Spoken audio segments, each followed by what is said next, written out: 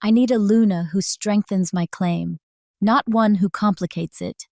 He didn't even have the decency to lower his voice. Standing before the entire pack, my mate looked me in the eye and chose a title over a soul. There was no anger in his expression, only calculation.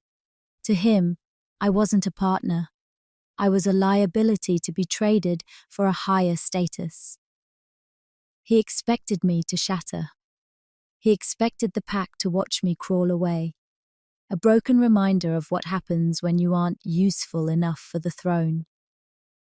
But as the bond collapsed into a hollow silence, the world didn't end. It shifted. While my former mate was busy revising my worth in his head, someone else was listening. Somewhere beyond the borders, where the laws of councils and crowns have no power, a rogue alpha lifted his head. He didn't see a discarded omega or a complication. He scented an unclaimed power that the system was too arrogant to recognize. He didn't come to save me so I could be his subordinate. He came to stand beside the woman the pack was too blind to keep. If you've ever been left behind because you didn't look powerful enough for someone else's ambition, stay with me. Because the alpha who climbed higher is about to realize that status is a fragile thing. And destiny has a very violent way of correcting arrogance. I didn't just survive the abandonment. I became the future no council can control. Comment and subscribe if you believe destiny has a way of correcting arrogance. They dressed the abandonment as necessity. That was how the council justified it. Soft words wrapped around a hard decision. Her mate was rising fast. His name whispered with ambition, his future mapped in alliances and bloodlines. And she was a reminder of a past he no longer wanted to carry. It's not personal, one elder had said gently. It always was. She stood at the edge of the gathering, hands steady, heart anything but. Wolves avoided her gaze, not out of cruelty, but convenience. It was easier to accept the narrative than question the cost. Her mate didn't look back. He walked straight toward the alpha's daughter, beautiful, composed, bred for power, and sealed his future with a nod that echoed louder than any vow. The bond dissolved quietly. Not because fate approved, because she stopped holding on. That night she left the pack without ceremony. No howls followed her departure. No challenge rose to demand her return. She crossed the boundary alone, carrying nothing but a wound that hadn't finished teaching her yet. The forest beyond the territory line felt different, raw, untamed, uninterested in rank. She walked until her legs trembled and her wolf finally lifted its head inside her chest, wary but alive. "We are not broken," it whispered. She believed it, barely. Days passed, then weeks. She learned to live without permission, to hunt without assigned grounds, to sleep without the comfort of pack proximity. Loneliness stalked her at night, but it was cleaner than humiliation. She did not know she was being watched, not stalked, not hunted, observed. The rogue alpha had lived outside pack hierarchies long enough to recognize disruption when it brushed against the world. He felt it the moment her bond collapsed, not as pain, but as potential. Unclaimed strength always left a mark. He found her near a river at dusk, crouched low, knife in hand, eyes sharp with the vigilance of someone who had stopped expecting rescue. "You don't move like someone who was discarded," he said from the tree line. She spun instantly, blade raised. "And you don't sound like someone who should be here." He stepped into view, scarred, unmarked by pack sigils, dominance held not as threat but certainty. "I don't belong to anyone," he said. That tends to make others nervous. Her wolf stirred, not in fear, in recognition. I'm not looking for protection, she said. I'm not offering it, he replied. Only truth. She hesitated. The bond they broke, he continued. It wasn't weak. It was inconvenient. Her grip tightened. You don't know anything about it. He met her gaze evenly. I know status-driven alphas abandon what they can't control. And I know fate doesn't like being managed. The air shifted. Something old. Watching. The first pulse of destiny brushed her skin. Not reclaiming, not binding, redirecting. She didn't trust him, but she didn't walk away either. And far behind them, in the pack she had left, her former mate stood taller than ever, unaware that the path he had chosen was already closing. Because destiny, once offended, had a habit of choosing rogues to set things right. She measured distance the way other wolves measured rank. River to tree line to shadow, shadow to the stranger, standing in it like he belonged there. He didn't. Not by pack law, not by any council stamp, not by the clean, polished scent of wolves who lived inside rules and wore status like armor. This one smelled like iron and pine sap, like night travel and battles that didn't make it into songs. Rogue scent, untamed, unapproved, and irritatingly calm. I'm not looking for protection, she repeated, blade still up. I heard you the first time, he said, voice low. You're also not looking for pity. That's rarer. She narrowed her eyes. Who are you? He didn't answer the way pack wolves did, with titles, lineage, territory claims. He simply watched her, taking in the bruises on her knuckles, the careful steadiness in her stance, the way her eyes never wandered when fear tried to distract. A stranger, he said finally, one who knows what abandonment smells like. The river behind her kept moving like nothing in the world had changed. That made her angrier than it should have. Then keep walking, she said. I didn't leave a pack to collect new problems. His gaze flicked, quick, sharp, to the bare skin of her wrist, where the old bond mark should have rested. Nothing. Not even a scar of light. You weren't rejected, he said softly. You were traded. The words landed like a slap. Her throat tightened, but she didn't show it. She didn't give him the satisfaction of a flinch. I was released, she snapped. He tilted his head, almost curious. Was it your idea? Silence. She could still see it. The ceremony, the moonlight, her mate's voice like a clean knife. The council smiling, as if they'd made a wise investment. Wolves shifting their weight as their loyalty updated itself. No one had asked her what she wanted.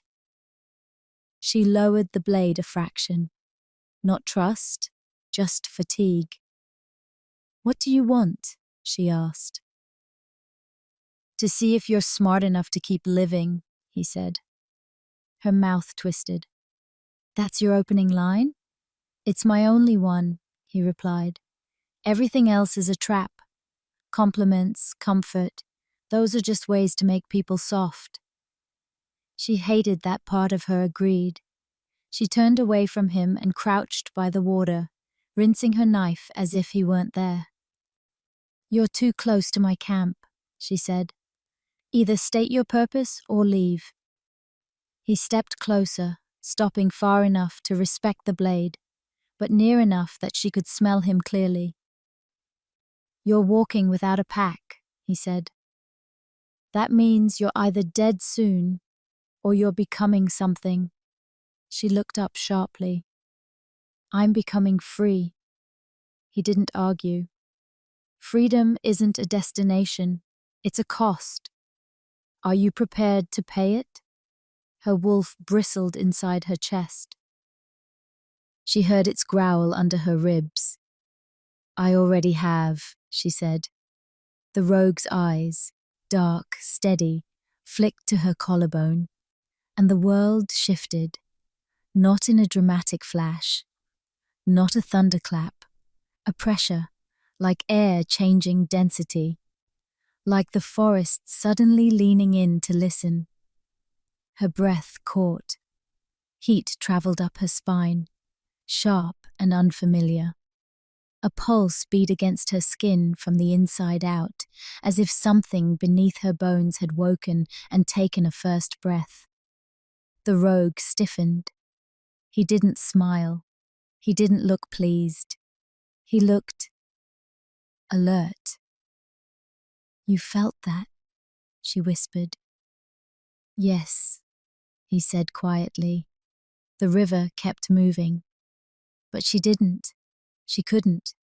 Another pulse, stronger, rolled through her chest, and this one carried sensation.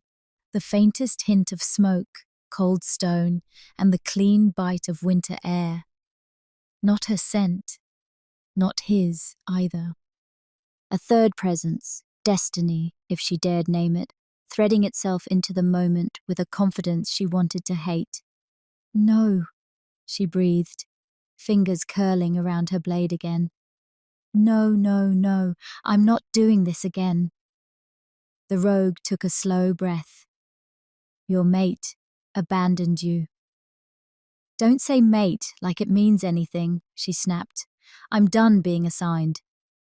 He watched her carefully. Then don't be assigned. Choose. That was the problem. Choice required knowledge, and she didn't have any. She stood, backing away from the river, putting rock and distance between them. If you're here because fate shoved you into my path, I'm warning you now. I don't obey fate, he cut in. The interruption was sharp enough to stop her. He stepped forward again, voice lower. Packs worship destiny because it absolves them. It lets them do cruel things and call it law. I've spent my life outside their laws.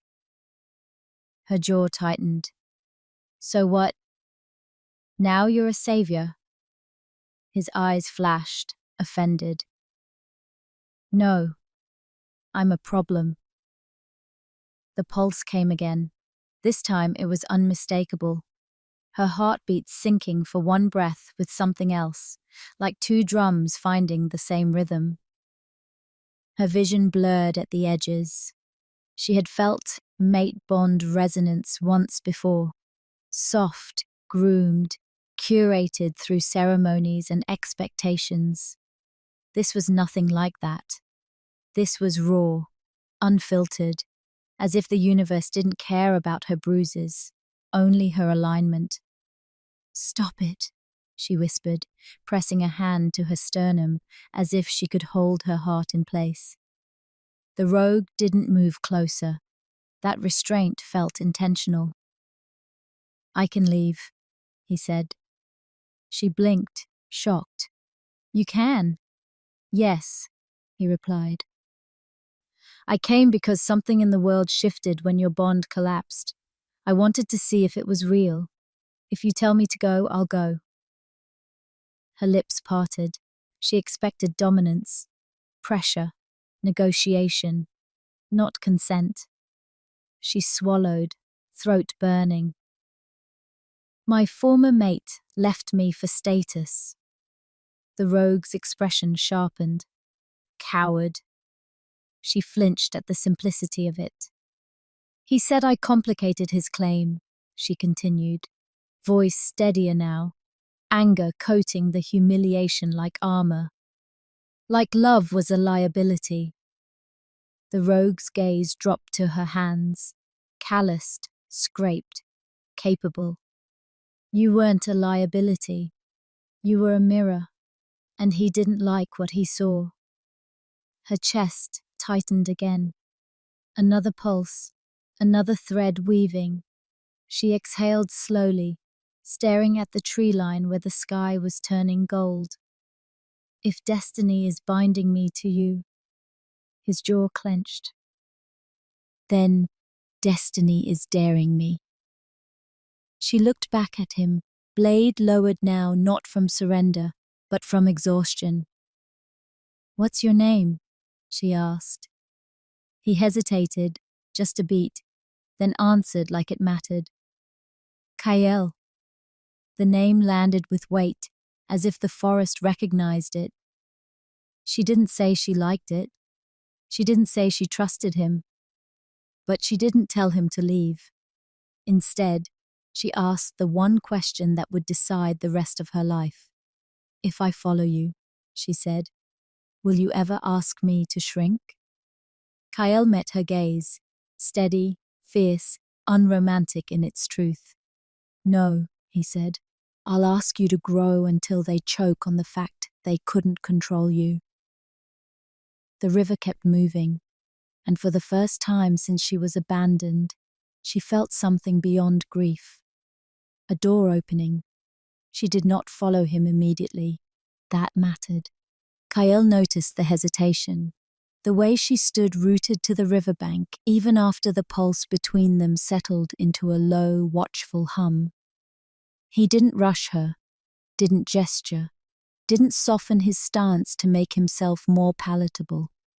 He simply waited. The forest around them shifted with late afternoon heat, cicadas rising and falling like breath.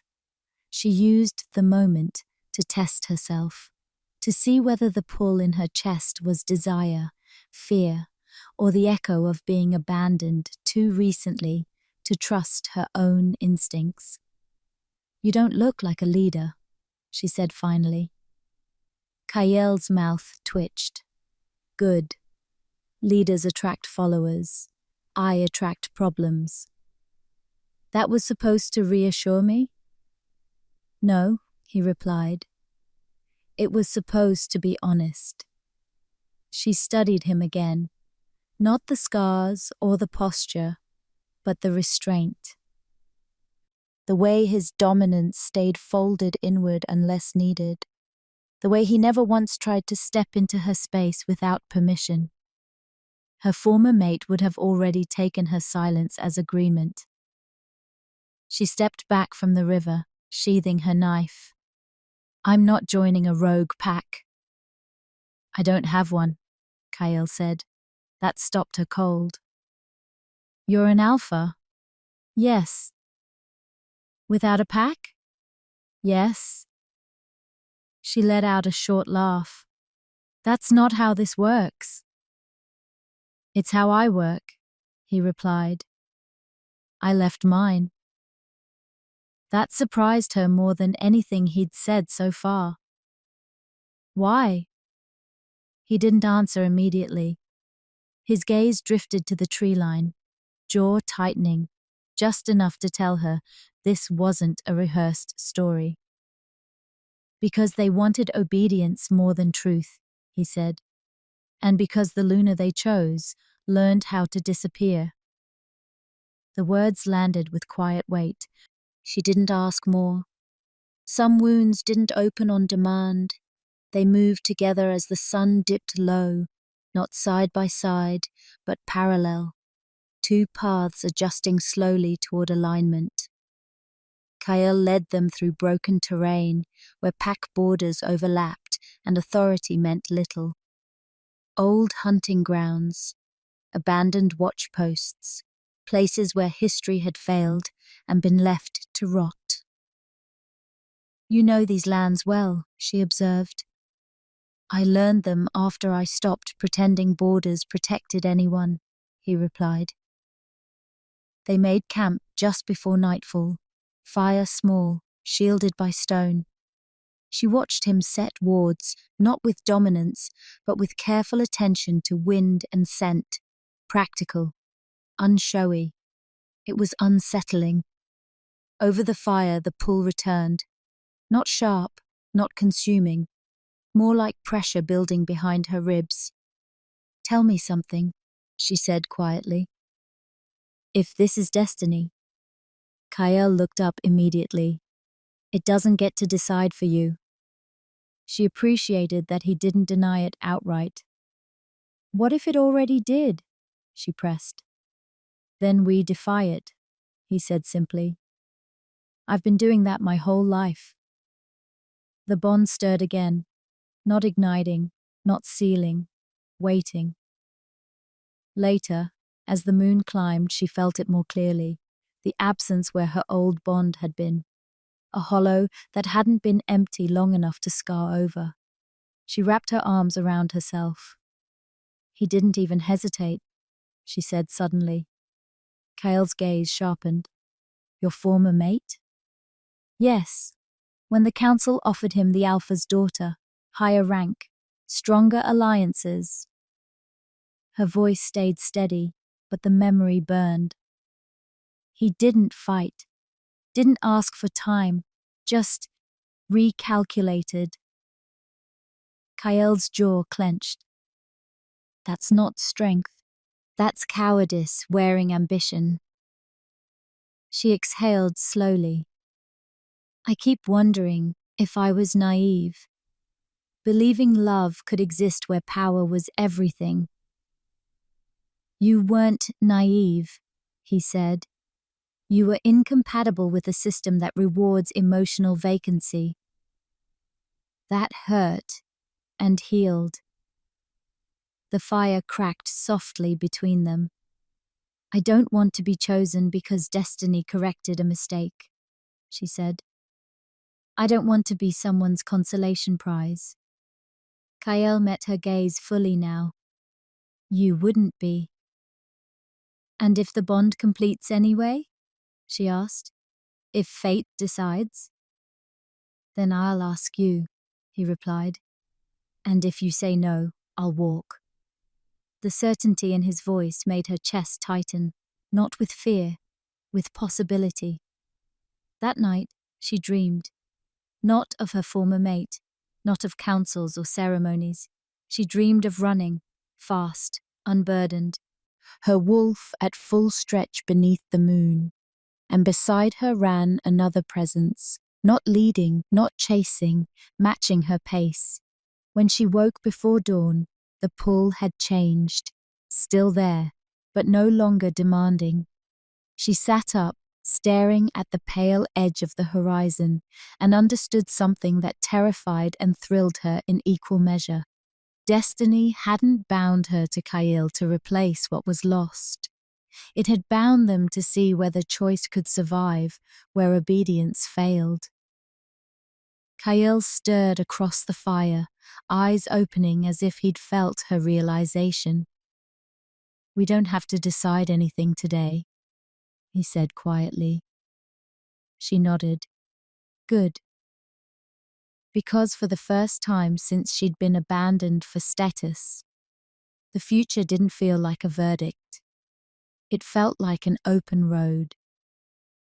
Morning came without ceremony. No prophetic dreams. No burning marks.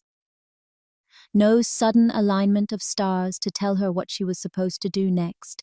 Just cold air, pale light, and the quiet knowledge that she had not been left behind again.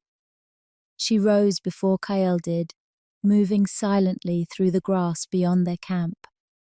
Her muscles ached, not painfully, but honestly. The kind of ache that came from movement chosen, not commanded. She welcomed it. The plain stretched wide ahead, broken only by distant rock spines and low hills scarred by old conflicts. No pack banners, no boundary scents layered thick with warnings. This land belonged to no one and demanded nothing in return. For the first time since her abandonment, she allowed herself to imagine staying somewhere not because she was claimed, but because she wanted to.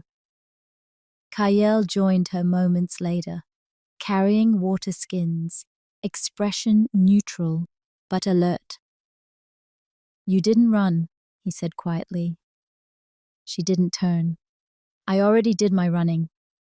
He accepted that without comment. They traveled through the morning, conversation sparse but purposeful. Kael pointed out safe crossings, areas where rogue groups had been sighted, places where old pack laws still echoed, even if the packs themselves were gone. "You're teaching me," she observed. "I'm sharing," he corrected. Teaching assumes authority. She glanced at him, something warm and dangerous stirring in her chest. "You really don't like hierarchy." "I like competence," he said. "Hierarchy confuses the two." By midday, they reached a ruined watchtower half sunk into the earth, a relic from a border war decades past. Kael slowed, scenting the air. "We're not alone," he murmured. Her wolf rose instantly, senses sharpening. She nodded once, moving with him into cover without panic. 3 wolves emerged from the broken stone, armed, wary, their scents mixed with desperation rather than malice. "Easy," Kael said calmly. "We're passing through." One of them, a woman with torn pack markings, sniffed the air sharply. Her gaze snapped to her collarbone. "No bond," the woman said flatly, "but you don't smell empty." Heat crept up her spine. "That's none of your business," she replied evenly. The woman studied her for a long moment, then looked at Kael. "You're a rogue alpha." "Yes." "And you let her speak for herself." "Yes." The woman huffed a quiet laugh. "Figures." They talked briefly, enough to confirm there was no threat. The group was moving east, away from packs that had turned hostile toward the unclaimed. As they parted, the woman paused. "They'll come for you eventually," she said to her. "Packs don't like reminders of what they throw away." "I know," she replied. The encounter left her unsettled, not frightened, but aware. "They already see me as something," she said as they walked on. Kael nodded. "A contradiction," she exhaled. "I didn't ask for that. No one ever does." The pull returned as afternoon faded, stronger now, warmer. Not intrusive, just present, like a question repeated patiently. She stopped near a rise overlooking a shallow valley and pressed a hand to her chest. "It's changing," she admitted. Kael stiffened. "Is it painful?" "No," she said after a moment. "It's grounding, like something aligning instead of tearing." He didn't step closer, didn't reach out. "Do you want me to go?" he asked quietly. The question hit harder than she expected. "No," she said honestly, "but I don't want promises either." He nodded. "Good. I don't make them lightly." They camped on the ridge that night. The moon rose amber and low, painting the land in molten light.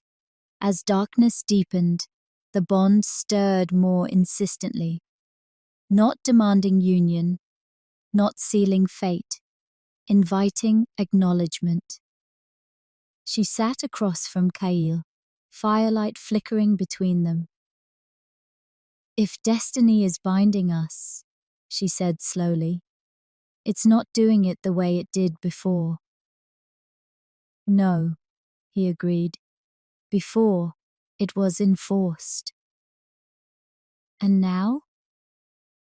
"Now it's waiting to see if we'll choose the same direction." She stared into the fire, memories surfacing unbidden. Her former mates turned back, the council's polite indifference, the way status had outweighed love without hesitation. "I was never a choice to him," she said quietly. "I was an asset." Kael's voice was steady. "You're not to me." She met his gaze. "Then what am I?"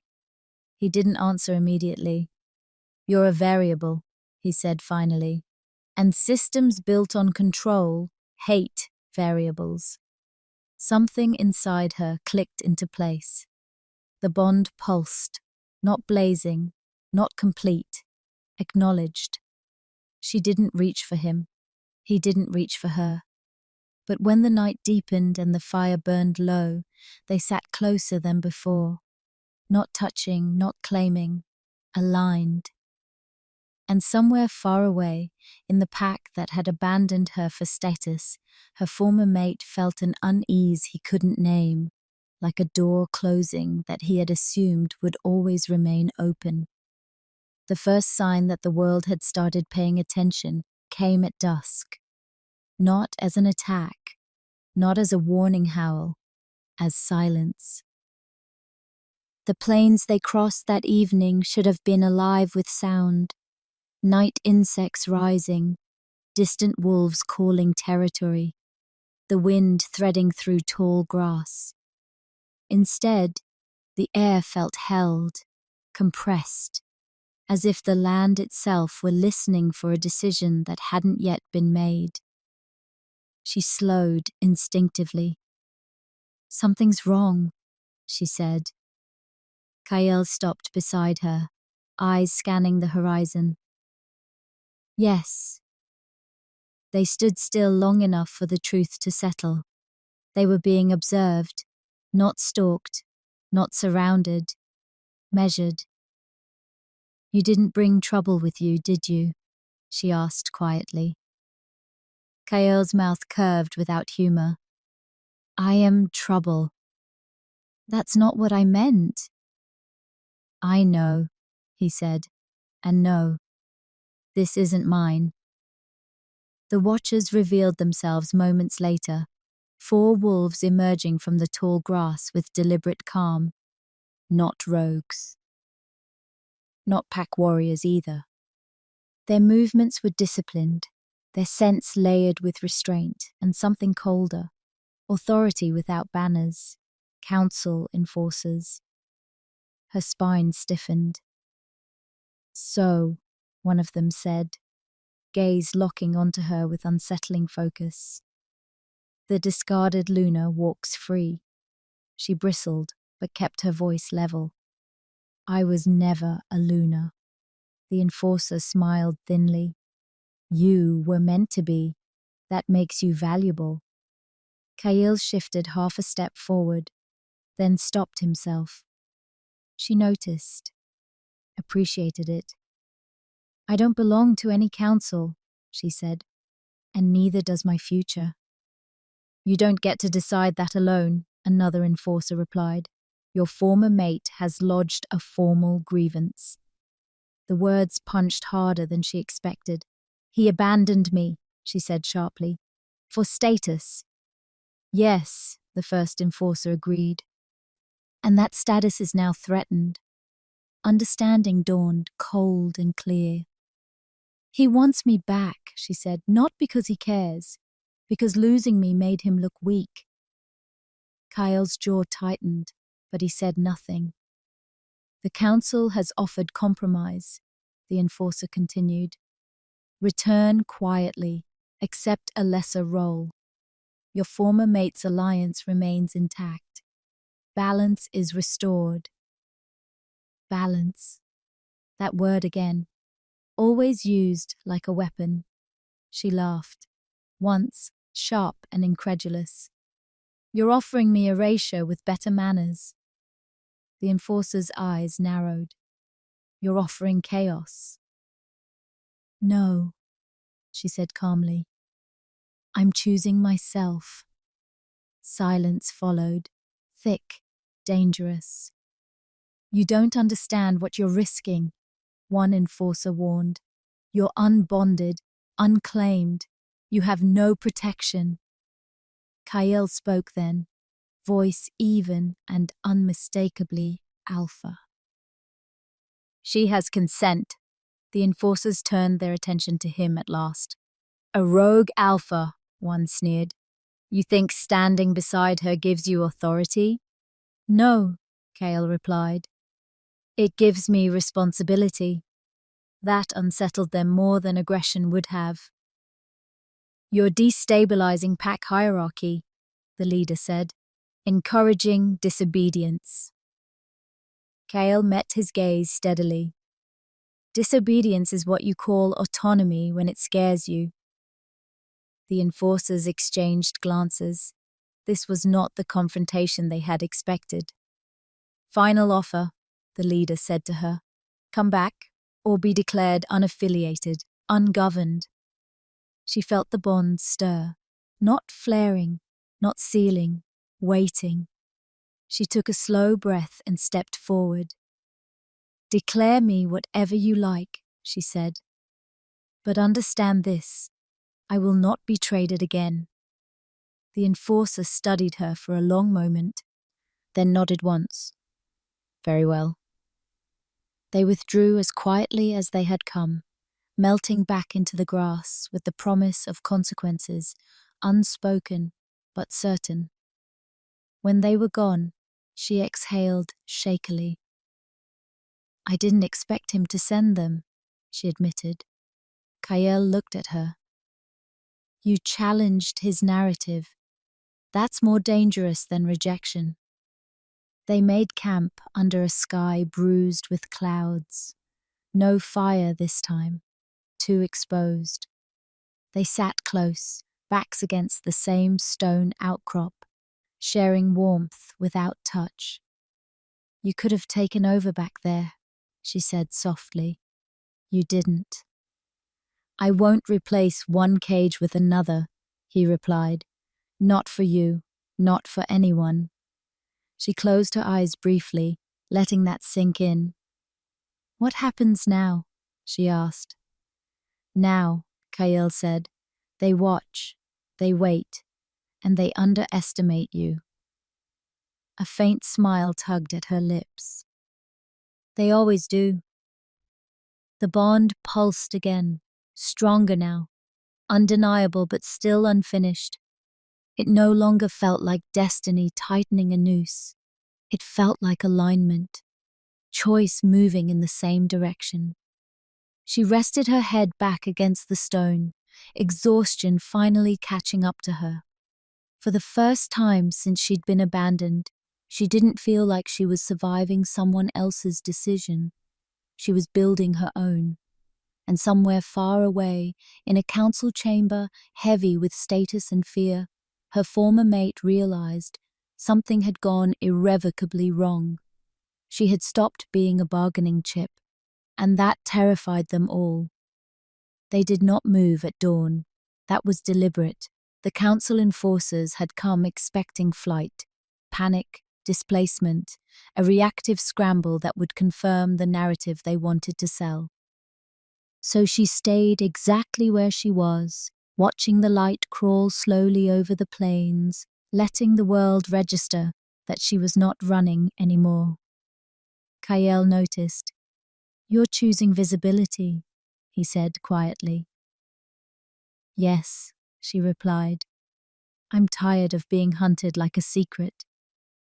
They broke camp mid-morning and moved east instead of deeper into the wild, toward old trade paths, toward places where wolves passed through, where stories traveled faster than commands. By noon, they encountered the first consequence. A scouting party from a neighboring pack emerged from a rocky incline. 5 wolves, alert but uncertain, their scent thick with curiosity rather than aggression. Their alpha stepped forward, gaze flicking between her bare collarbone and Kael's unmarked authority. "You're the one who refused the council," the alpha said carefully. She nodded. "Yes. And you're traveling with a rogue." Kael's mouth twitched. "Temporarily." The alpha blinked, thrown by the lack of possessiveness. "We heard you were destabilizing alliances," the alpha continued. She shrugged lightly. "I'm destabilizing assumptions." A beat passed. "That tends to spread," the alpha admitted. "People are asking questions." "Good," she said. The Alpha studied her more closely now, not as a liability, but as a variable that didn't fit the old equations. Your former mate has offered compensation for your return. Her stomach twisted, but her spine stayed straight. I'm not property, she replied evenly.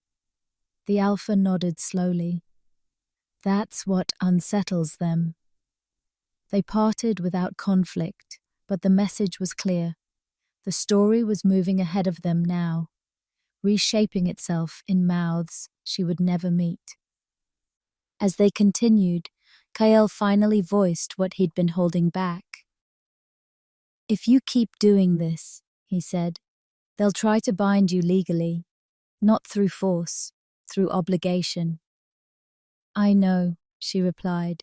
They always prefer paperwork to blood. You'll need allies. She glanced at him. I didn't ask you to become one. I know, he said. But you should know the offer exists. The bond stirred, not possessive, supportive.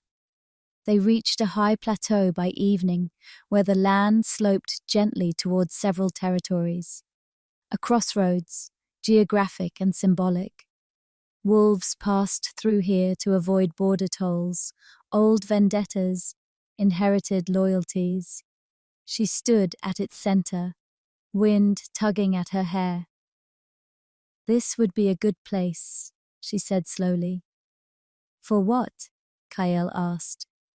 For stopping, she replied. For letting people find us. He considered the land, the sightlines, the natural defenses. Yes, he said, it would. That night, they lit a fire openly, not hidden, not guarded. A signal. Wolves arrived cautiously after nightfall. 2 at first, then more. Some stayed at the edges, sniffing the air and retreating. Others approached, drawn by curiosity stronger than fear. She spoke to them herself. No speeches, no proclamations, just answers. Yes, she had been abandoned. Yes, she refused to return quietly. No, she did not belong to Kael. No, no one would be forced to stay. By midnight, the fire was ringed with listeners. Kael stayed slightly behind her, not looming, not absent. A presence that reinforced without overshadowing. You don't have to do this, he murmured at one point. You could disappear again. She shook her head. And let them define me forever? No. A young wolf stepped forward then, barely more than a boy, scent sharp with fear and hope. My bond was dissolved last winter, he said quietly. They told me it was for balance. She met his gaze. Did it feel balanced? He shook his head. Then stay as long as you need, she said. Or leave. But don't let them tell you it was mercy. Something shifted in the night. Not a bond forming, a pattern breaking. Later, when the fire burned low and the wolves slept scattered across the plateau, she sat beside Kael, exhaustion heavy but clean. You're changing things, he said softly. So are you, she replied. He smiled faintly. I've been trying to for years. You're just louder. She snorted. I didn't ask to be. No, he agreed. But you answered when the moment came. The bond pulsed, warm, steady, no longer asking if it was allowed, waiting for the next choice. And far away, in a council chamber thick with status and panic, her former mate realized the truth too late. She wasn't returning. She was becoming a center of gravity. The council did not come alone this time. They came with witnesses. By the second morning on the plateau, banners appeared on the horizon. neutral colors meant to signal law, not war. Behind them walked alphas, whose loyalty bent toward order rather than justice, and seers, whose presence always meant decisions had already been made somewhere far from the people affected. She watched them approach without moving from the fire.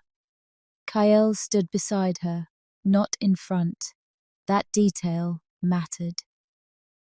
"You're becoming a liability," the lead seer announced, once they were close enough to be heard. "Displaced wolves are gathering. Alliances are questioning protocol." She tilted her head slightly. "Sounds like accountability." The seer's lips thinned. "This isn't humor." "No," she agreed. "It's consequence." One of the alphas stepped forward, older, scarred, used to being obeyed. "You were abandoned for the good of your pack. You're supposed to accept that quietly." She met his gaze evenly. "I accepted it honestly. Quiet was never promised." Murmurs rippled through the watchers gathered behind her. Wolves who had come not to fight, but to see whether refusal could survive scrutiny. "You are unbonded," another alpha said sharply. "Traveling with a rogue alpha, whose authority is unrecognized. This assembly violates covenant law." Kael spoke calmly. "There is no covenant that governs consent." The seer turned on him. "You marked her." Kael didn't flinch. "No, fate did. I asked permission to stay." That distinction cracked something open. Her former mate arrived last. She felt him before she saw him, his scent still familiar, still capable of stirring old memory, but stripped now of the power it once held. He wore the symbols of his new alliance proudly, chin lifted, posture perfected for observers. "You've made your point," he said, as if addressing a stubborn child. "Come home. This spectacle doesn't help anyone." The word home tasted bitter. She stepped forward alone. "You left me for status," she said clearly, "in front of witnesses. You don't get to rename that abandonment because it inconveniences you." His jaw tightened. "I did what was necessary." "For you," she corrected, "not for us." "You were never strong enough to be Luna," he snapped. "You complicated my rise." The words echoed across the plateau. Silence followed, heavy, expectant. She smiled faintly. "Thank you," she said. Confusion flickered across his face. "You just said out loud what you always implied," she continued. "And now everyone can hear it." The seers exchanged uneasy glances. This was not how this confrontation was meant to go. "You're destabilizing everything," he insisted. "If wolves start believing they can walk away, they already do." She interrupted. "They're standing right behind me." She gestured subtly. The plateau was full now. Dozens of wolves, some watching from the ridges, others standing openly by the fire, not kneeling, not rallying, witnessing.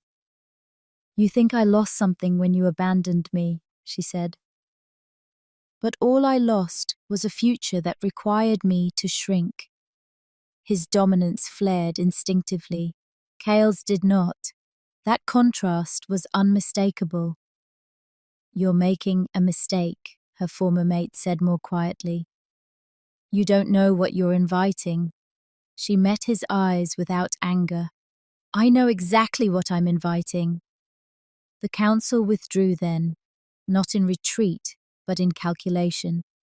This would not end cleanly. It never did.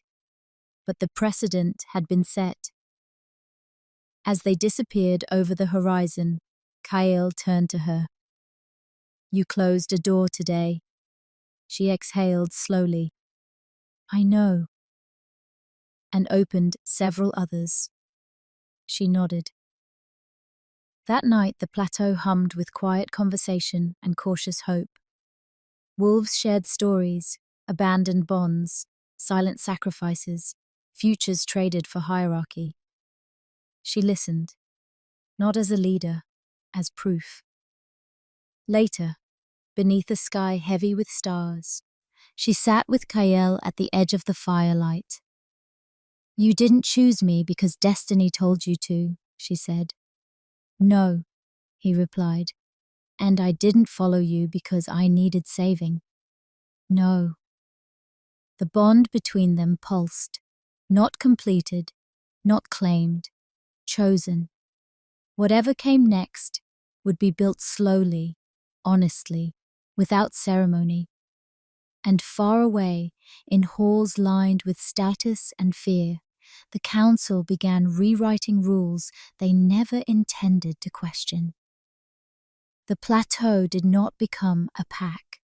That was the first rule she refused to let anyone forget. It became a crossing. At dawn, wolves began to move again, not away in fear, not forward in obedience, but outward with intention. Some stayed behind to help build shelters against the coming rains. Others rested for a night, gathered courage, then continued on toward territories they once believed would never accept them again. Choice spread faster than rebellion ever could. She stood at the edge of the plateau, watching a pair of wolves depart together, unbonded, unranked, steady in a way that made her chest tighten. This was what the council feared most. Not chaos, but precedent. "You've done what no alpha managed in a generation," Kael said quietly beside her. She didn't look at him. "I didn't overthrow anything." "No," he agreed. "You made space." That night, the bond between them shifted for the final time. Not with fire, not with ritual, not beneath a full moon demanding obedience. It happened while they were repairing a wind-battered shelter together, hands brushing accidentally as they passed a beam between them. Her breath caught, not from surprise, but recognition. The pressure she'd been feeling for days settled suddenly, cleanly, as if something inside her had found its place without asking permission. Warmth spread beneath her skin, not possessive, not binding, aligned. She froze, eyes wide. Kyle did not move. "You feel it," she whispered. "Yes," he replied quietly. "But I won't name it unless you do." The respect in that moment undid her more than rejection ever had. She closed her eyes, breathing through the weight of it. Not destiny claiming her, but destiny waiting. "I don't belong to you," she said. "I know," he replied. "And you don't get to save me." "I know." She opened her eyes and finally met his gaze fully. "But if we walk forward," she continued, "we do it as equals. No hierarchy, no ownership." Kael's expression softened, not triumphant, not relieved, certain. "Then I walk with you," he said. "Not ahead, not behind."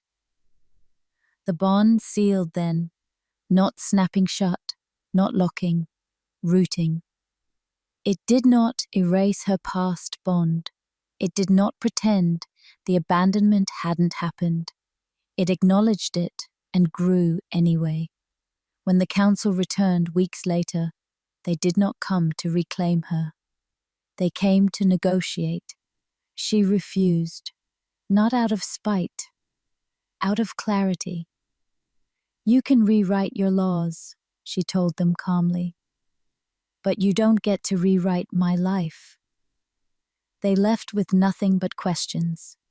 As seasons shifted, stories spread. Of a woman abandoned for status who did not beg to be returned. Of a rogue alpha who did not conquer but consented. of a bond formed without ceremony, and therefore unbreakable. She never became Luna. She never needed to. She became something far more dangerous to systems built on obedience, a woman who chose herself and allowed others to do the same. Her mate abandoned her for status, but destiny bound her to a rogue alpha, not to cage her again, but to walk beside her as she became the future no council could control.